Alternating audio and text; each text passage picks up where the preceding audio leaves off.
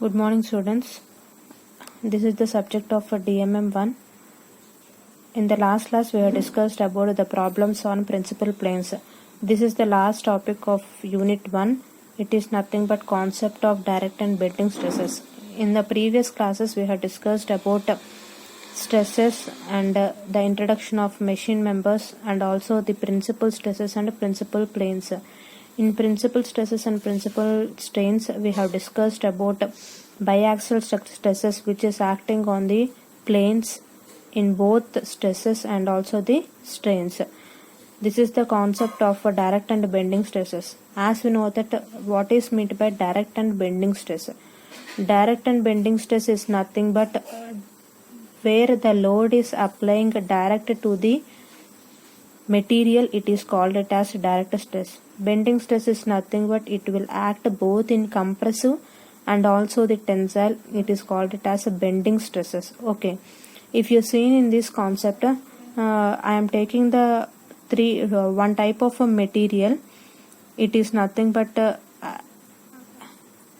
subjected to a machine member which is acting on the axial load. Means if you seen in this diagram, the load is applying at the axial axis. Okay, the load is applying at the center of the axis which is acting through both in its only compression process. Compression process means the load is applying in the downward direction. Downward direction means it is compressing through towards the material. Okay, next, if you seen in the second diagram, it is one of the type of a material which is acting in the compression and also the bending stresses. Compression and bending stress is nothing but I am acting a load at some of the distance of the axis. Distance of the axis is nothing but, see here I am taking a distance of the axis is nothing but here I am taking one material. Okay, this is the material which is acting. Okay, and this is called it as axis. I am applying the load here, means not towards the axis of the material. I am taking at the distance of the material. At this distance is called it as eccentricity. Okay, this distance is called it as eccentricity. The load is applying at this adjacent layer of the material. Okay, and this is called it as W. It is nothing but eccentric load.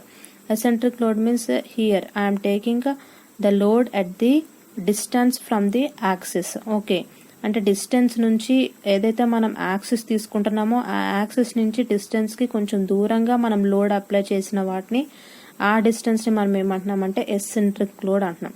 Okay, in this eccentric load the compression will be acting. Compression will be acting means ఎప్పుడైతే మనం load apply చేస్తున్నామో అది compress అవుతుంది.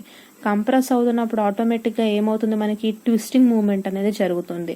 It means it will acts twisting and also the torque acted to the material. Okay, twisting will be acted. It is nothing but we are called it as compression and bending moment. See దీంట్లో మీరు క్లియర్గా చూడొచ్చు, this is an material and this is an material. In this material it is acting both in the bending moment. Both in the bending moment it is called it as a eccentric load of the material. Okay, in this eccentric load of the material only we are taking as direct stress and also the bending stress.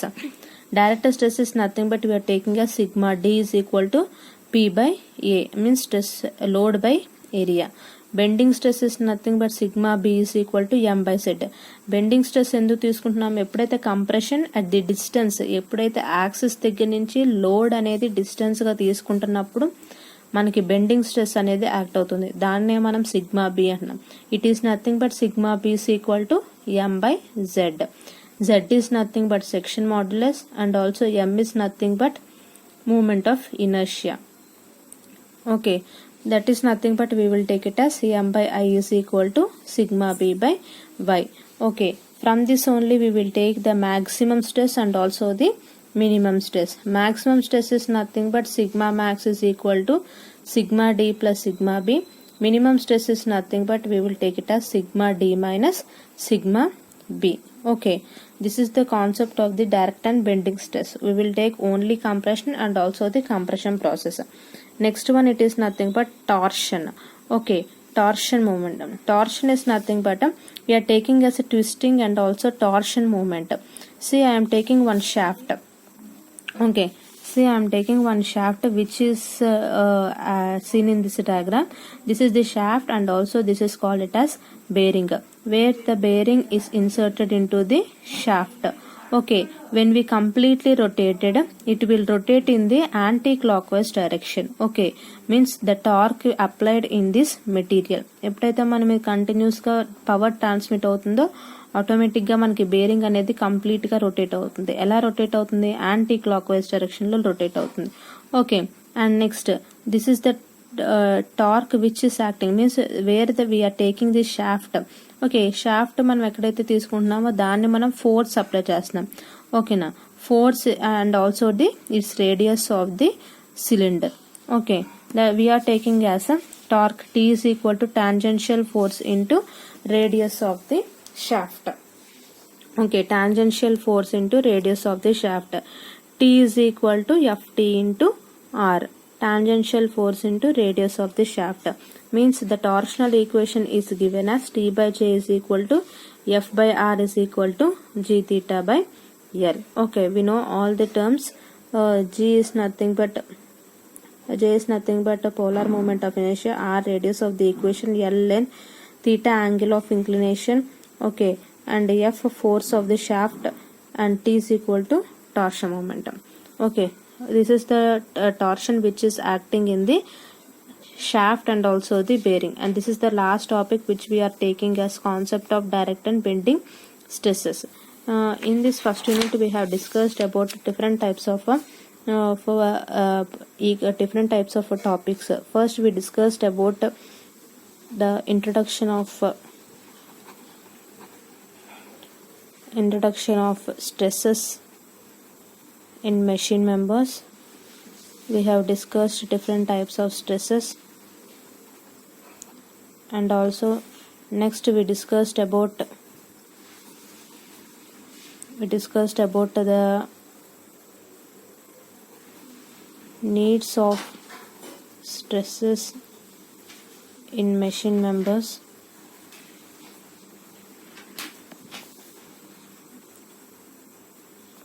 Okay, next we discussed about principal stresses and strains.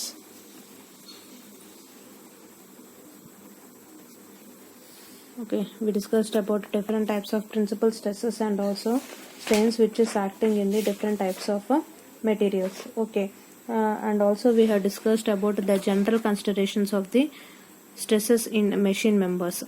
Okay,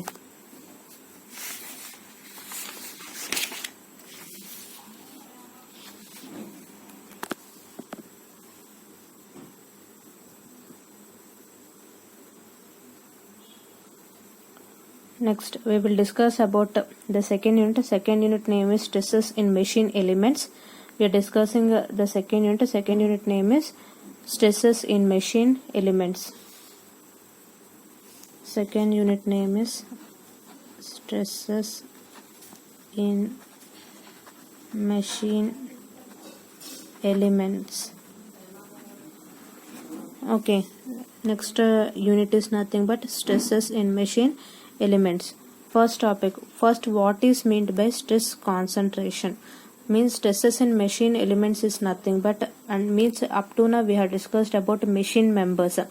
Machine members is nothing but if you taken in any the design of the machine members, we will calculate the stresses and also we will find the stresses acting in the machine members. Next we are discussing about stresses in machine elements. Machine elements means each and every part of the machine member we should calculate the stresses acting in the machine elements. Okay, unit 2 is nothing but stress concentration. Stress concentration, first what is the definition of stress concentration? It is a region within a material where in the stress get concentrated. Where in the stress get concentrated. It is a region within a material where in the stress get concentrated. See, I am taking one material. Which is acting stresses concentration. Which is acting stress concentration అంటే నేను ఒక machine element తీసుకున్నాను. ఈ machine element తీసుకుంటున్నప్పుడు when we are applying the load, okay, ఎప్పుడైతే మనం load act చేస్తున్నామో the stress concentration అంటే స్ట్రెస్ ఎక్కువగా ఎక్కడ పడుతుంది, ఎప్పుడైతే లోడ్ అనేది డిస్ట్రిబ్యూట్ అవుతుందో టు ది మెషిన్ ఎలిమెంట్ కి at this part the stress concentration will be acted. Why this part, ఎందుకు ఇక్కడే స్ట్రెస్ కాన్సన్ట్రేషన్ యాక్ట్ అవుతుంది అంటే కనుక the cross sectional area of the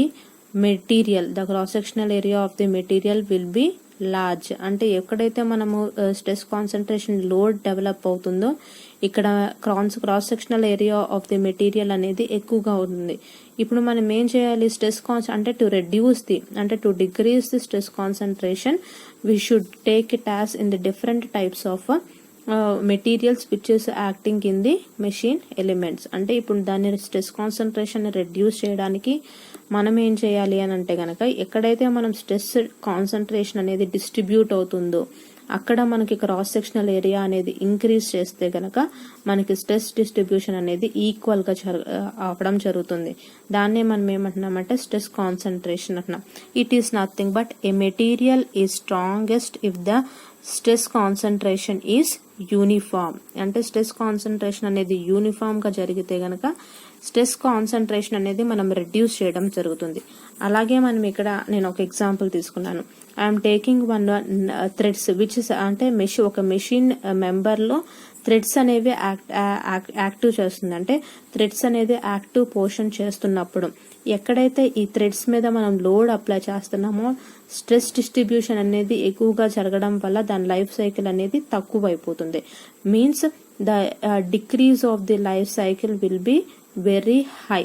okay, అంటే ఒక 5 years ఉండాల్సింది ఒక 1 year ఉంటుంది. దాన్నే మనం ఏమంటున్నామంటే స్ట్రెస్ కాన్సన్ట్రేషన్ డిస్ట్రిబ్యూషన్ అంటున్నాం. ఓకేనా, అంటే ఇప్పుడు స్ట్రెస్ కాన్సన్ట్రేషన్ ఏంటి, ఎప్పుడైనా ఒక మెషిన్ ఎలిమెంట్ తీసుకుంటున్నప్పుడు ఆ మెషిన్ ఎలిమెంట్ లో మనం ఎక్కడ స్ట్రెస్సెస్ అయితే యాక్ట్ అవుతుందో, ఎప్పుడైతే మనం స్ట్రెస్ యాక్ట్ అవుతుందో, ఎప్పుడైతే ఇంక్రీజ్ అవుతుందో automatically the material will be failure. That's why the stress concentration అనేది మనం డిక్రీజ్ చేస్తే the material life cycle will be increases. Okay, దాన్నే మనం ఏమంటున్నాం అంటే స్ట్రెస్ కాన్సన్ట్రేషన్ అంటున్నాం. Okay, understand it. Nothing but the definition ఏంటి, it is a region within a material where the stress get concentrated. అంటే ఎక్కడైతే మనకు కాన్సన్ట్రేటెడ్ జరుగుతుందో దాన్నే మనం స్ట్రెస్ కాన్సన్ట్రేషన్ అంటున్నాం. అది తగ్గించడానికి ఏం చేయాలి, a material is strongest if the stress concentration is uniform. అంటే మనం ఇలాగా మెటీరియల్ డిస్ట్రిబ్యూషన్ అనేది స్ట్రెస్ డిస్ట్రిబ్యూషన్ ఈక్వల్ గా జరిగితే గనక దాన్ని మనం స్ట్రెస్ కాన్సన్ట్రేషన్ అన్నాం. It is nothing but here same material తీసుకున్నాను, ఇక్కడ ఏం చేశాను, క్రాస్ సెక్షనల్ ఏరియా అనేది ఇంక్రీజ్ చేయడం జరుగుతుంది. అంటే అప్పుడు ఏమవుతుంది, క్రాస్ సెక్షనల్ ఇంక్రీజ్ చేస్తున్నప్పుడు ఆటోమేటిక్ గా మనకి ఈ స్ట్రెస్ డిస్ట్రిబ్యూషన్ అనేది ఈక్వల్ సెక్షన్ అంటే అట్ దిస్ పార్ట్ ఈ ఏరియాకి వచ్చేసి మనకి ఈక్వల్ డిస్ట్రిబ్యూషన్ అనేది జరుగుతుంది. దాన్నే మనం ఏమంటున్నామంటే స్ట్రెస్ కాన్సన్ట్రేషన్ అంటున్నాం. అంటే when we are applying the load in this material the stress concentration will be equally distributed throughout the material. It is called it as stress concentration. Okay, next second one, stress concentration factor or theoretical concentration. Stress concentration factor or theoretical concentration, it is nothing but it is defined as the ratio of maximum stress and which is present at a notch or a hole. It is called it as stress concentration factor. It is nothing but it is defined as the ratio of maximum stress which is present at a notch or a hole to the nominal stress of the section. Nominal stress of the section, it is nothing but a theoretical concentration. Theoretical concentration అంటే same here I am taking one material. Okay, ఇక్కడ ఒక material తీసుకుంటున్నాను. ఈ material తీసుకుంటున్నప్పుడు ఎక్కడైతే మనకి notches is nothing but here we are taking as a hole. Okay, here we are applying as hole అంటే notch ని హోల్ అన్న అనొచ్చు ఆర్ గ్రూవ్ అన్న అనొచ్చు. ఇప్పుడు నాచ్ ఎలా జరుగుతుంది, ఎప్పుడైతే మనం ఒక మెటీరియల్ తీసుకుంటున్నామో ఆ మెటీరియల్లో దాంట్లో మనకి ఎక్కడైతే నాచెస్ అంటే చిన్న చిన్న హోల్స్ గా మనం తీసుకుంటున్నామో అక్కడ మనకి స్ట్రెస్ కాన్సన్ట్రేషన్ ఫ్యాక్టర్ అనేది, అంటే స్ట్రెస్ అనేది ఎక్కువగా జరగడం, ఎక్కువ డిస్ట్రిబ్యూట్ అవ్వడం జరుగుతుంది. ఓకేనా, అంటే మనకి ఇక్కడ ఏమవుతుంది, మాక్సిమం స్ట్రెస్ అనేది ప్రెసెంట్ అవ్వడం జరుగుతుంది. ఎక్కడ ప్రెసెంట్ అవుతుంది, it is nothing but notches. అంటే ఎక్కడైతే మనకి నాచెస్ జరుగుతుందో అక్కడ మాక్సిమం స్ట్రెస్ అనేది అప్లై అవ్వడం జరుగుతుంది, అంటే డిస్ట్రిబ్యూట్ అవుతుంది. It is nothing but we can take it as stress is directly proportional to 1/ఏరియా. అంటే ఏరియా అని ఎందుకు తీసుకుంటున్నాం, at this part of the section. Okay, అంటే ఈ ఏరియాలో మనకి స్ట్రెస్ డిస్ట్రిబ్యూషన్ అనేది ఎక్కువగా జరుగుతుంది కాబట్టి the material will be failure at high chances. Okay, then we can take it as sigma max is directly proportional to 1/మినిమం. స్ట్రెస్ అనేది మాక్సిమం గా ఉంటుంది కాబట్టి మాక్సిమం స్ట్రెస్ అంటున్నాం. ఏరియా అనేది మినిమం గా తీసుకుంటున్నాం కాబట్టి మినిమం స్ట్రెస్ అంటున్నాం. Okay, this is the theoretical concentration or stress concentration factor. Stress concentration అంటే ఏంటి, it is defined as the ratio of maximum stress which is presenting at a notch or a hole to nominal stress at the same section. Okay, and the ratio of the maximum stress and also the nominal stress. Maximum stress అంటే ఏంటి, ఇక్కడ మనకి ఈ position లో stress అనేది distribute అవుతుంది కాబట్టి దీన్ని మాక్సిమం స్ట్రెస్ అంటాం. నార్మల్ స్ట్రెస్ అంటే త్రూ అవుట్ ది మెటీరియల్, అంటే ఎక్కడైతే మిగతా మెటీరియల్ అంతా తీసుకుంటున్నామో దాన్ని నామినల్ స్ట్రెస్ అంటున్నాం. Okay, it is nothing but theoretical concentration or stress concentration factor అంటున్నాం. ఓకేనా, ఇక్కడ ఏంటి, again I will repeat once the definition. Stress concentration factor is nothing but it is defined as the ratio of maximum stress and nominal stress. maximum stress అంటే ఏంటి, ఎక్కడైతే notches కానీ holes అన్న అనొచ్చు, ఎక్కడైతే హోల్స్ దగ్గర మనకి స్ట్రెస్ అనేది డిస్ట్రిబ్యూట్ అవుతుందో దాన్ని మనం మాక్సిమం స్ట్రెస్ అంటున్నాం. ఓకేనా, అంటే మిగతా పోర్షన్ అన్న దాన్ని మనం ఏమంటున్నాం, నామినల్ స్ట్రెస్ అంటున్నాం. ఎందుకు స్ట్రెస్ డిస్ట్రిబ్యూషన్ అవుతుంది, దాని యొక్క ఏరియా అనేది తక్కువగా ఉండడం వల్ల మనకి స్ట్రెస్ అనేది ఎక్కువగా డిస్ట్రిబ్యూట్ అవ్వడం జరుగుతుంది. Okay, that is called it as stress concentration factor. Okay, stress concentration factor ని మనం ఎలా డిఫైన్ చేయొచ్చు, ఎలా టర్మ్ చేయొచ్చు, it is nothing but KT అంటున్నాం. ఓకే, అంటే theoretical, T is nothing but theoretical stress concentration factor. Factor అన్నదాన్ని ఎప్పుడు స్ట్రెస్ ఫ్యాక్టర్స్ అన్న దాంతో మనం K తో డినోట్ చేస్తాం. ఓకేనా, స్ట్రెస్ ఫ్యాక్టర్స్ అన్ని కూడా మనం K తో డినోట్ చేయడం జరుగుతుంది. ఇక్కడ మనం ఏం తీసుకుంటున్నాం, థియరాటికల్ స్ట్రెస్ అన్నాం, అందుకనే KT అనుకున్నాం. Okay, K suffix T. KT is equal to maximum stress by nominal stress. ఇందాక డెఫినేషన్ లో ఆల్రెడీ డిస్కస్ చేసాము, the ratio between the maximum and nominal. Okay, maximum stress ఎక్కడ జరుగుతుంది, ఎప్పుడైతే హోల్స్ తీసుకుంటున్నామో దాన్ని మనం మాక్సిమం స్ట్రెస్ అంటున్నాం. నామినల్ స్ట్రెస్ అంటే గనక ఎక్కడైతే మిగతా పోర్షన్ అంతా కూడా స్ట్రెస్ డిస్ట్రిబ్యూట్ అవుతుందో దాన్ని మనం నామినల్ స్ట్రెస్ అంటున్నాం. It is nothing but KT is equal to maximum stress by nominal stress. Okay, the value of KT depends upon the material of the geometry of the part. Okay, value of the KT depends on the geometry of the part ఇవ్వడం జరుగుతుంది. Okay, next I am taking the fatigue stress concentration factor. Fatigue stress concentration factor. Fatigue stress concentration factor is nothing but KF. Okay na, fatigue అంటే ఏంటి అసలు, first one fatigue. What is meant by fatigue? In the last classes already I have told that fatigue is nothing but permanent deformation. Permanent deformation అంటే ఏంటి, first we will see the definition. When a machine member is subjected to cyclic fatigue load, the value of fatigue stress concentration factor shall be applied instead of theoretical stress concentration factor. Okay, fatigue stress concentration factor అంటే ఏంటి, fatigue అంటే it is nothing but permanent deformation అంటున్నాం. permanent deformation is nothing but, suppose I am taking one pen or if you taken as any material. A material తీసుకుంటున్నా కూడా అసలు fatigue అంటే ఎక్కడ జరుగుతుంది అంటే ఫ్యాటిగ్ ఇస్ నథింగ్ బట్ ఎప్పుడైనా మనం ఒక మెటీరియల్ తీసుకుంటున్నప్పుడు ఆ మెటీరియల్ అనేది కంటిన్యూస్ సైక్లిక్ ప్రాసెస్ అంటే కంటిన్యూస్ రివర్సబుల్ పొజిషన్ జరుగుతూ అంటే రిపీటెడ్ పొజిషన్ జరుగుతున్నప్పుడు అక్కడ మనకి ఫ్యాటిక్ కాన్సన్ట్రేషన్ అని జరుగుతుంది. ఓకేనా, suppose I'm taking one rod. ఓకేనా, రాడ్ తీసుకున్నాను. ఈ రాడ్ ఏం చేస్తున్నానంటే ఇది ఓన్లీ రివర్సిబుల్ పొజిషన్ తీసుకున్నాను. అంటే ఒకటి clock wise and another one is anti clock wise. ఇది ఎప్పుడైతే clock wise anti clock wise complete గా రొటేట్ చేస్తున్నామో ఈ రొటేట్ చేస్తున్నప్పుడు ఏమవుతుంది మనకి ఎట్ పొజిషన్ అంటే ఒక టైం అప్పుడు మనకి ఫెయిల్యూర్ అనేది జరుగుతుంది. అంటే ఏ టైం అయినా సరే ఇది బ్రేక్ అవ్వడం జరుగుతుంది. ఆ పొజిషన్ నే మనం ఏమంటున్నామంటే ఫ్యాటిక్ పొజిషన్స్ అంటున్నాం. It is nothing but fatigue అంటున్నాం. అంటే ఎప్పుడైతే ఒక రిపీటెడ్ సైక్లిక్ ప్రాసెస్ జరుగుతుందో అట్ పాయింట్ ఆఫ్ మనకి ఫ్యాటిక్ ఫెయిల్యూర్ అనేది యాక్ట్ అవ్వడం జరుగుతుంది. దాన్నే మనం ఫ్యాటిక్స్ అంటున్నాం. ఓకేనా, here we are taking as fatigue stress concentration factor అంటున్నాం. ఓకేనా, fatigue stress concentration factor is nothing but when a machine member is subjected to cyclic or fatigue load, the value of the fatigue stress concentration factor shall be applied instead of theoretical stress concentration factor. Okay, just write the definition and ఇంకా తర్వాత మనం clear గా తెలుసుకుందాం.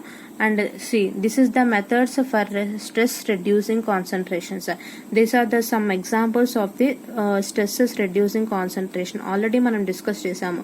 Stress concentration ఎప్పుడు జరుగుతుంది, ఎప్పుడైతే దాని యొక్క ఏరియా అనేది డిక్రీజ్ అయ్యి మనకి ఎప్పుడైతే మనం స్ట్రెస్ అనేది అంటే లోడ్ పడుతున్నప్పుడు స్ట్రెస్ అనేది కంటిన్యూస్ గా జరగకోకుండా దాని యొక్క ఏరియా దగ్గర డిక్రీజ్ అవుతుందో మనకి ఒక పాయింట్ దగ్గర ఫెయిల్యూర్ అనేది జరుగుతుంది. దాన్నే మనం స్ట్రెస్ కాన్సన్ట్రేషన్ అనుకున్నాం. అదే కదా ఇందాక డిస్కస్ చేసుకున్నాం. సేమ్ అలాగే సమ్ ఎగ్జాంపుల్స్ మనం చూద్దాం. ఫస్ట్ వన్ ఇక్కడ ఇందాక ఆల్రెడీ మనం తీసుకుంటున్నాం. అంటే నేను ఒక మెటీరియల్ తీసుకున్నాను. ఈ మెటీరియల్ తీసుకుంటున్నప్పుడు ఎప్పుడైతే నువ్వు లోడ్ వేస్తున్నావో ఆ లోడ్ వేస్తున్నప్పుడు మనకి స్ట్రెస్ అనేది మన ఈక్వల్ గా డిస్ట్రిబ్యూట్ అవ్వాలి. అవ్వకపోతే at the point of the failure అనేది జరుగుతుంది. ఇప్పుడు అవ్వడానికి మనం అంటే ఫెయిల్యూర్ జరగకుండా ఉండడానికి మనం ఏం చేయాలి అంటే దాని యొక్క క్రాస్ సెక్షనల్ ఏరియా అనేది ఇంక్రీజ్ చేయడం జరుగుతుంది. దాని యొక్క క్రాస్ సెక్షనల్ ఏరియా అనేది మనము డిఫరెంట్ గా తీసుకుంటున్నప్పుడు మనకు ఆటోమేటిక్ గా స్ట్రెస్ డిస్ట్రిబ్యూషన్స్ అనేది ఈక్వలైజ్ గా ఇవ్వడం జరుగుతుంది.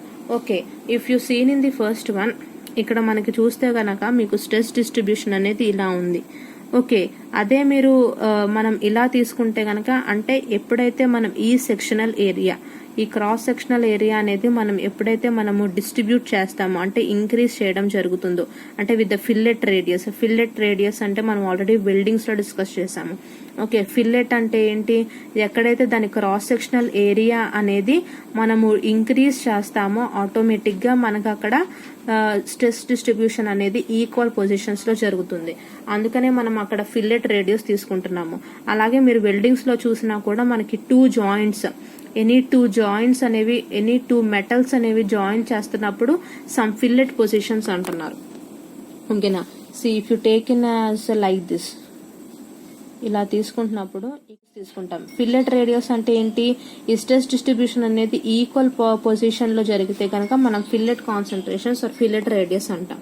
ఓకేనా, ఓకే, నెక్స్ట్ థర్డ్ వన్ ఇక్కడ మీకు చూస్తే గనక సేమ్ మనం గ్రూవ్స్ తీసుకుంటున్నాం.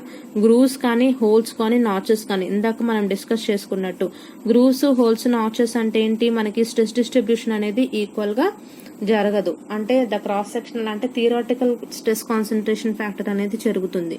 ఓకేనా, దాన్ని మనము డిక్రీజ్ చేయడానికి మనం ఎలా చేస్తాము అని అంటే కనుక 2 or 3 నాచెస్ ని మనం డిస్ట్రిబ్యూట్ చేస్తే కనుక ఈక్వలైజ్ చేస్తే కనుక మనకి స్ట్రెస్ డిస్ట్రిబ్యూషన్ ఈక్వల్ గా జరుగుతుంది. ఓకేనా, సేమ్ లైక్ దిస్ ఆల్సో. ఇప్పుడు సపోజ్ నేను ఒక షాఫ్ట్ తీసుకున్నాను, దాంట్లో నేను ఒక హోల్ అనేది డ్రిల్ చేస్తున్నప్పుడు ఇప్పుడు లోడ్ అప్లై చేస్తున్నప్పుడు మనకి స్ట్రెస్ డిస్ట్రిబ్యూషన్ అనేది ఈ పొజిషన్ మాత్రమే ఇలా జరుగుతుంది. అదే మీరు హోల్స్ అనేవి మనం ఎలా తీసుకుంటాము, హోల్స్ అనేది ఈ స్మాల్ పొజిషన్స్ అంటే ఇలా 2 హోల్స్ అనేవి ఒకటి పెద్ద హోల్ 2 చిన్న హోల్స్ తీసుకున్నప్పుడు మీకు డిస్ట్రిబ్యూషన్ అనేది ఈ పొజిషన్ లో జరుగుతుంది.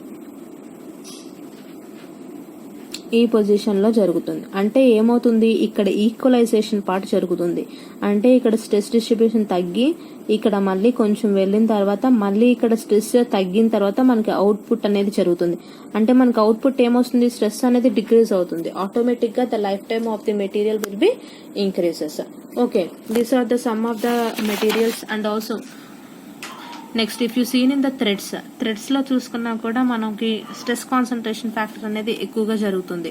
ఓకేనా, థ్రెడ్స్ లో మనం ఏం చేస్తాము, ఇక్కడ సపోజ్ నేను ఒక మెటీరియల్ తీసుకున్నాను.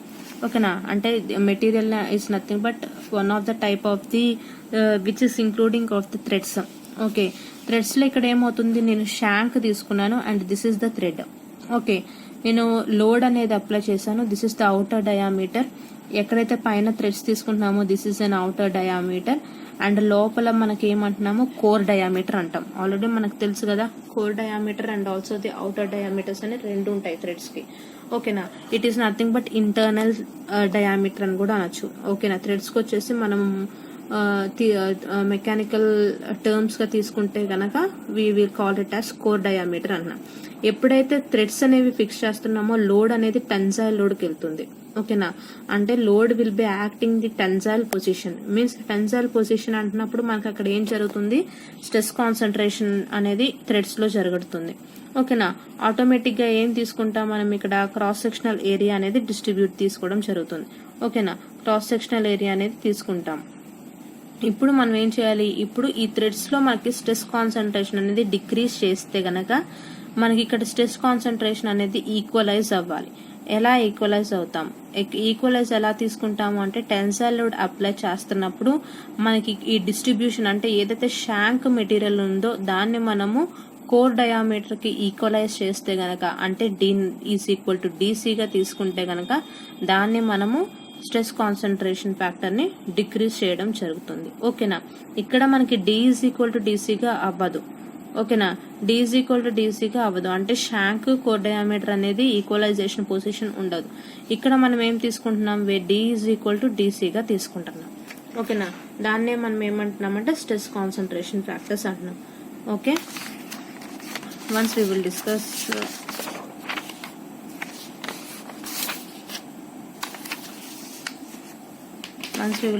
the second unit from first onwards.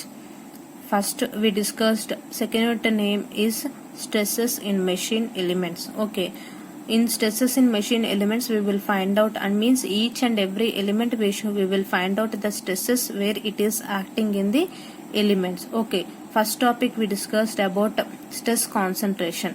Okay, stress concentration is nothing but it is a region within a material where the stress get concentrated. It is a region within a material where in the stress get concentrated.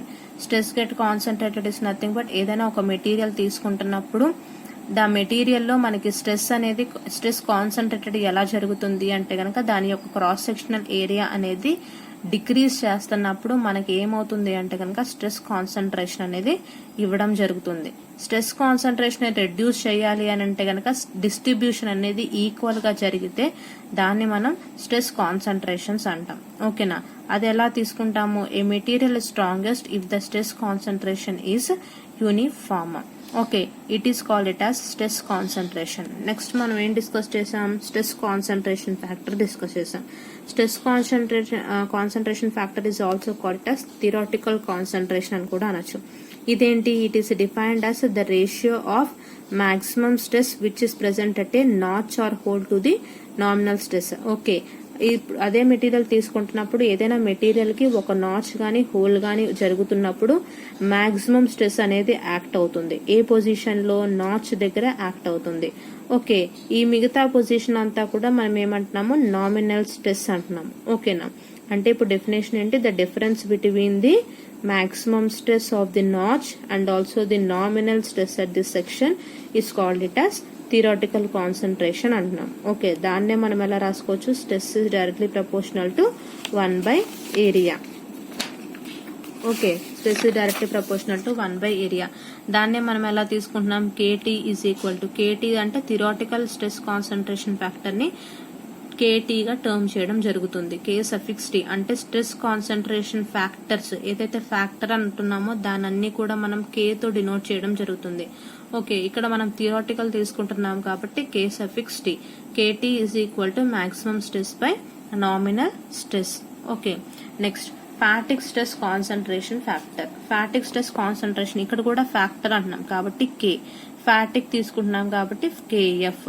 Okay, here fatigue stress concentration factor is nothing but when a machine member is subjected to cyclic or fatigue loading, the value of the fatigue stress concentration factor shall be applied instead of theoretical stress concentration factor. ఇక్కడ already చెప్పాను, fatigue అంటే ఏంటి, ఏదైనా మనకి repeated cyclic process అనేది జరుగుతుందో అక్కడ మనకి ఫ్యాటిక్ కాన్సన్ట్రేషన్ ఫ్యాక్టర్స్ అనేవి యాక్ట్ అవడం జరుగుతుంది.